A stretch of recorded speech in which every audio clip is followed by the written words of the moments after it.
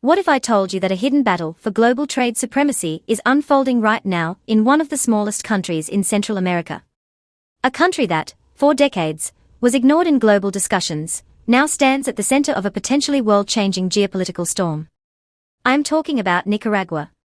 And more specifically, I'm talking about a bold, $64.5 billion plan backed by China to build a brand new canal that could destroy the Panama Canal's monopoly and flip the global shipping map on its head. Sounds like a crazy idea, right? Well, not for China. Because for Beijing, this isn't just about trade routes or saving shipping time. This is about power, influence, and control. A strategic move on the chessboard that places China directly in America's backyard. And what makes it even crazier? This isn't the first time China has tried to do this. That's right, this is attempt number 2. The first involved a mysterious billionaire. This time, it's the Chinese government itself. The Panama Canal has been one of the most powerful trade routes in human history for over 110 years. It handles around 5% of all global shipping and contributes almost $5 billion a year to Panama's economy. It's not just a waterway, it's a lifeline for world trade. But it's also a chokehold. A narrow stretch of water where power can be exercised not just economically, but militarily. And that's why superpowers care so much about canals. Because whoever controls the canal, controls the flow of goods, money, and influence. You see, it's not just about shorter distances or faster travel. Though those factors matter, big time. Think about the Suez Canal, which connects the Mediterranean Sea to the Red Sea. It cuts travel distances between Europe and Asia by thousands of miles. Instead of ships sailing around the entire continent of Africa, they can simply cut through Egypt in a matter of hours. The cost savings? Astronomical. A single large container ship can save between $300,000 to over $1 million just by using the Suez Canal instead of going the long route. That's money saved on fuel, wages, insurance, and cargo handling. And if you think that's powerful, now imagine what happens when politics get involved. Back in 1967, during the 60s, Egypt shut down the Suez Canal for 8 entire years. It was a geopolitical move that forced ships to go all the way around Africa, delaying trade and bleeding billions in extra costs. Egypt didn't need to fire a shot, just shutting down the canal was enough. That's the kind of leverage canals offer. Now apply that same concept to the Panama Canal. Before it existed, ships had to brave Cape Horn at the southern tip of South America, a route so dangerous, it's been called a sailor's graveyard. Over 800 ships have sunk there. More than 10,000 lives have been lost. But the Panama Canal changed everything. A cargo ship traveling from New York to San Francisco no longer needed to sail 13,000 plus nautical miles. With the canal, that trip was cut to just 5,200 miles. That's over 7,000 miles saved. Weeks shaved off travel time. Millions saved in costs. And a huge boost in trade efficiency. But here's where the real story begins. Because while the Panama Canal may seem like the obvious location for such a crucial trade route, it almost never happened. Originally, the United States planned to build its canal in Nicaragua. On paper, Nicaragua had everything going for it. Closer to the US, easier terrain, and even a natural waterway, Lake Nicaragua, that would have reduced the need for digging. It would have cost less, taken less time, and provided a more direct route. In fact, Congress had already introduced a bill to make Nicaragua the official canal site. But then something strange happened. A French engineer, desperate to sell the failed French canal project in Panama to the US, pulled a psychological trick.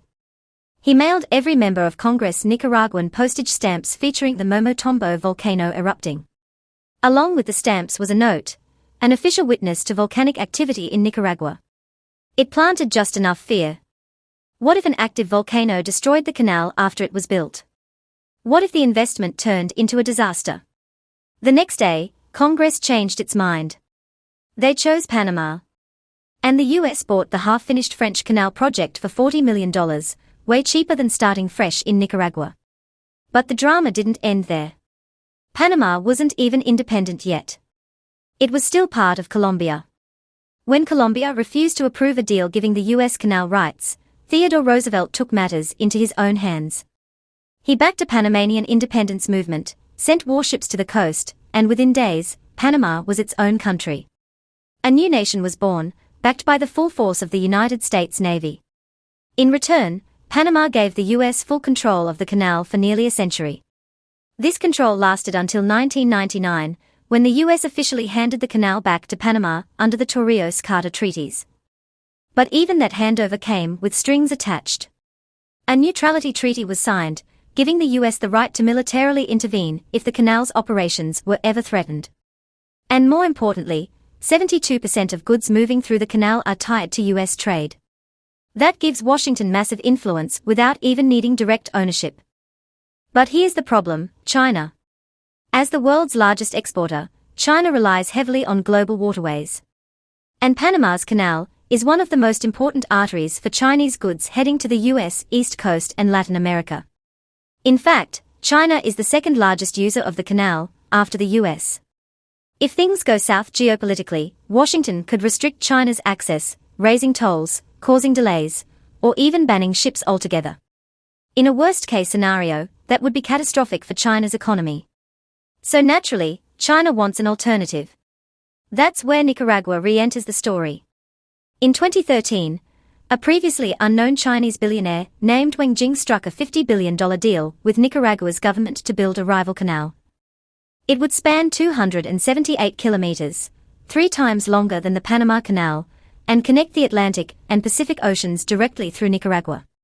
The canal promised to generate $5 billion annually, create 50,000 construction jobs, and nearly double Nicaragua's GDP. But almost immediately, red flags appeared. Wang Jing had no track record of handling mega infrastructure projects. His company, HKND Group, had never built anything remotely close to the scale of a canal. People began asking, where's the $50 billion coming from?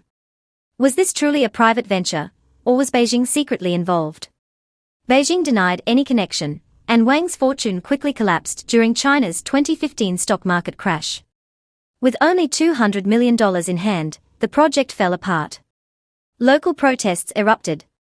Environmental concerns grew. Indigenous communities were facing forced displacement. And by 2018, HKND had vanished from Nicaragua. Offices closed. Construction never started. The dream was dead, or so we thought. Fast forward to late 2024. Nicaragua's President Daniel Ortega re-announced the project, but this time, with open backing from China. At the 17th Annual China-Latin America Business Summit, a new vision was unveiled.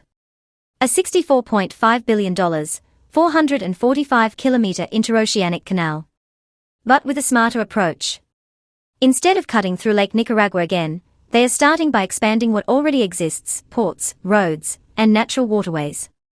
China's state-linked company, CAMC Engineering, signed deals to develop a deepwater port in Bluefields on the Atlantic side. On the Pacific side, Cointo, the busiest port in Nicaragua, is being upgraded to handle larger ships and more cargo. They are also modernizing the airport at Punta Huet, originally built by the Soviets to host bombers, and expanding coastal road networks to support future trade. And crucially, Lake Managua, already connected to the planned canal route, is being deepened and widened to support maritime shipping. This reduces digging costs and uses the terrain to their advantage. It's a smarter version of the original plan, with more plausible engineering solutions and strategic execution. But why is Nicaragua trusting China again, after the first failure? The answer is simple: desperation and opportunity. After cutting diplomatic ties with Taiwan in 2021, Nicaragua fully aligned with China. That move triggered a cascade of U.S. sanctions.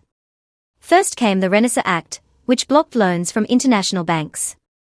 Then came sanctions on gold exports, devastating, since 64% of Nicaragua's gold went to the U.S. The final blow: financial sanctions that crippled Nicaragua's banking system, scaring away investors, and making it nearly impossible to secure funding for large-scale projects. For Ortega, China became the only door left open. And for China, this is a rare opportunity to gain direct influence in the Western Hemisphere, without firing a single shot. But here's the catch: China doesn't build infrastructure for charity. Look at Sri Lanka, where China took over the Hambantota port for 99 years after the country couldn't repay its loans. Or Djibouti, where China turned a commercial port into its first overseas military base. So what if Nicaragua becomes the next pawn in this game?